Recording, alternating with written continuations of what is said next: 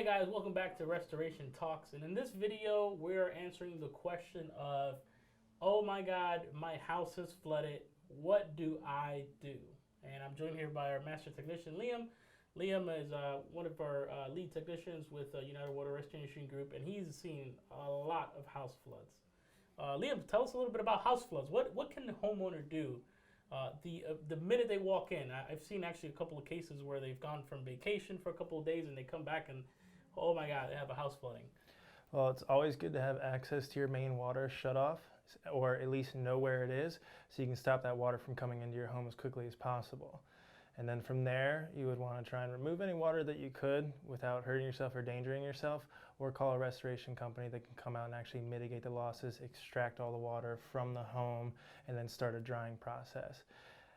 You can put your valuables, if you have anything in your closets or anything like that, try and get them up, get them out of the water, especially if they're sentimental to you. As for some of the work, leave that to professionals.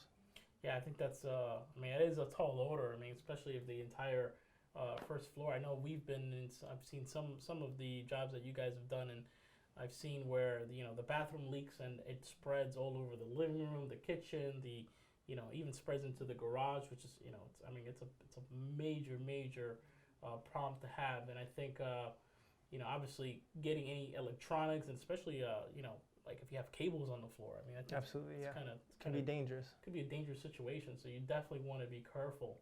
And I think it's also very important, like you said, call somebody immediately to get that mitigated, especially if you have.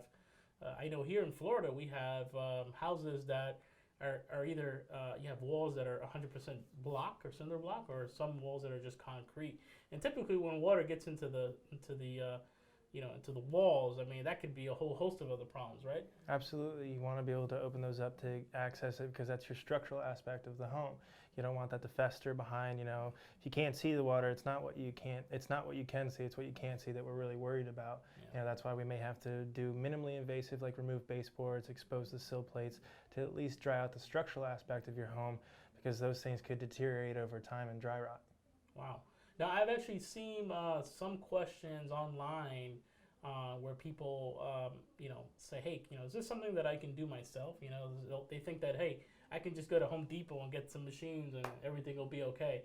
What do you say to something like that? Well, maybe once in a blue moon you could do that, but you do want somebody to come out that has the proper tools. We rely on our equipment to tell us what's going on, so even if we didn't have that equipment, we wouldn't be able to properly do the job.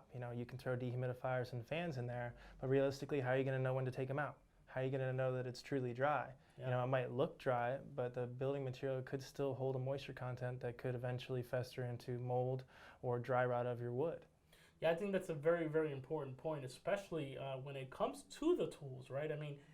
Some of these guys use, infrared spectrometers. All these interesting tools that allow you to see things that you normally wouldn't be able to see with the naked eye. And I think that's probably one of the most important pieces of this puzzle is it's the thing it's the things that you don't see that really will come back to bite you, if not taken care of properly the first time. So I want to thank you. I think that's great advice, especially to homeowners who are thinking about doing something like that. Obviously we'd urge you and caution you to, call a restoration company. Even if you don't call United, call somebody. Obviously we would love to help you, but if we're not in your area, or in the event that you have this issue, you definitely want to call a company that has the proper tools, procedures, and processes in place to mitigate something like that. So I want to thank you, Liam. You've been a pleasure, and I want you guys, if you guys have any questions about flooding your home, or what to do, please leave us a comment or question below the video, and we hope to see you next time on the next episode of Restoration Talks.